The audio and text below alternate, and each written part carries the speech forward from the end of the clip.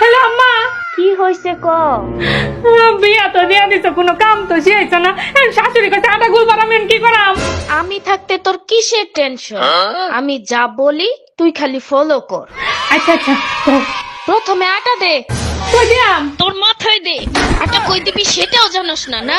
হ্যাঁ দিছি। এখন পানি দে, হাত দিয়া দেখ শক্ত হয়েছে না নরম। লেটকা লাগতেছে তো। তাইলে শুকনো একটু আটা দে, এখন দেখ শক্ত না নরম। এখন একটু শক্ত হইছে। তাইলে একটু পানি দে। আর শোন, পানি গ্লাস দিয়া দিস না, হাত দিয়া দে। এখন দেখ ঠিক আছে কিনা।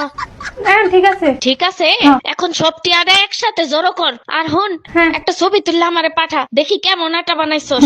আচ্ছা, সুন্দর হয়েছে। तो खींच मेरी फोटो तो खींच मेरी আমার বাড়াই। बड़ो लोकेर बेटी लो হ্যাঁ আম্মা, দেখছো কত সুন্দর আটা গুলছি?